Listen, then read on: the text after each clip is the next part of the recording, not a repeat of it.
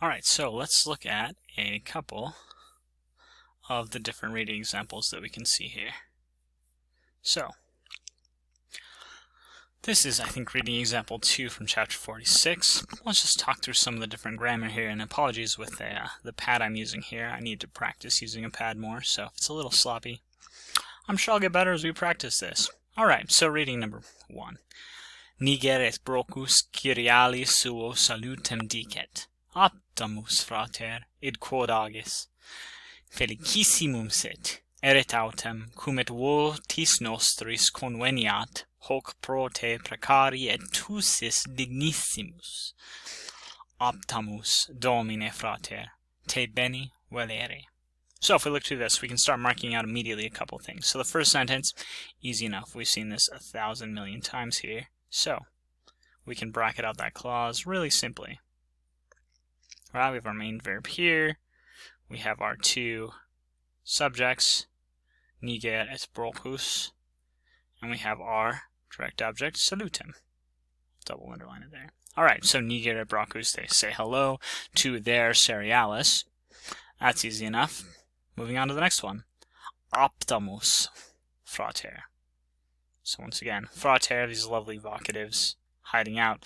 Once again, we know it's a vocative because it's marked off from the rest of the sentence. We've got this lovely comma followed by a colon here, really showing us exactly what's going on. So, brother, we hope, we pray for you, perhaps. We hope for you. And then we have to come over here. Id quod agis. So the first thing we do anytime we find a relative clause is we say, what are we pointing to? So we know quod's going to start our relative clause. We know we'll get to the verb agis and our relative clause, so it's nice and short. The question is, what is the antecedent? Well, there's only one word in the sentence that is even a noun, which makes our antecedent really easy to find. So id. Id quod agis. So it. Which thing, agis, you will do. That thing which you will do. Fidecissimum sit. Let it be most blessed. Easy enough as we come to the end here. We just have those two things. Felicissimum, issimus, remember those superlatives, they can get us sometimes. And sit, once again, we've got this present subjunctive, so we'll just take it as what we call a adjussive subjunctive. Let it be. Let it be most blessed, that thing which you will do. Alright, moving on to the next sentence. Erit autem. Autem is one of our fun conjunction words we see a lot. For. Erit, ero, eris, erit, erimus, eritis, erunt, so it will be, and we have to jump and assume what is it. We're going to assume that it's this id that we talked about before. Alright, now we come to cum. For it will be, cum, et votis nostris conveniat hoc pro te precare et tusis dignissimus. So we'll stop for a minute. We'll look at conveniat, a subjunctive ending there, and then we have cis over here, another subjunctive ending here. Well, why are we in the subjunctive? We can come back to this cum and say, well, cum, when it's a preposition, it takes the ablative, and we do seem to have something that could be ablative and dative with this votis nostris, but we also have this lovely et right here. So that et is going to show us that cum is not going to be a preposition. You're not going to stick adverbs or conjunctions in between cum and its prepositional object. Alright, so we have the beginning of our phrase, cum et votis nostris conveniat. So there's one of our subjunctive verbs. Excellent. But we also have this other subjunctive verb over here, and we have our two ets right here. Now, when et and at are paired together, it means both and. And so this sentence, we can assume that both conveniat and cis are part of this cum clause, because both votis nostris conveniat hoc pro te precare and tu cis dignissimus, and you are a most worthy person. So now we have to figure out what's going on in this first section. Cum et votis nostris conveniat hoc pro te precare. So if we go through this, pro and te, on behalf of you or for you. Precare is a precor, an infinitive. So we have an infinitive there. And votis nostris, these two are going to go together. Wotum woti is a prayer of vow. So we only have one thing, hikakok, that could be our subject.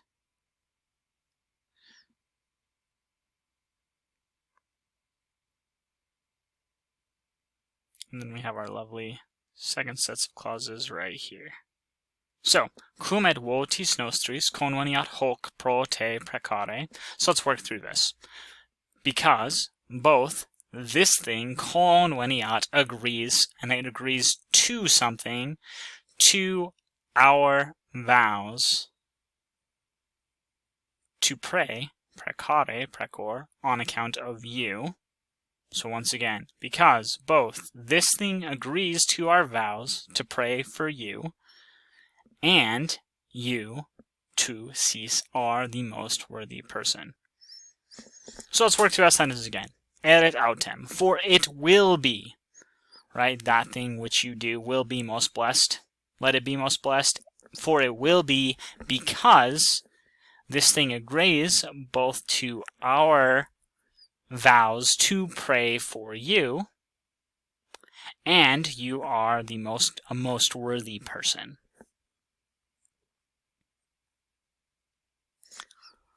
If we come down here, optamos.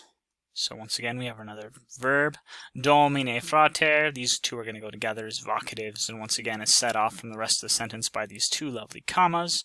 So, Lord, brother, we hope, and the optimus can also introduce a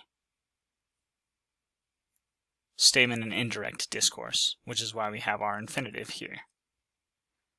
Bene is an adverb going with waleo, and then te is going to be our subject in our indirect discourse. So we hope, dear brother, that you, bene valere, you are doing well, being strong. So let's run through that one final time. Niger et Brocus, they say hello to their cerealis. We hope, brother, that this thing which you will do be most fortunate. For it will be, because it both agrees with our vows to pray for you, and you are a most worthy person. So we hope, Lord, brother, that you, bene valere, are doing well.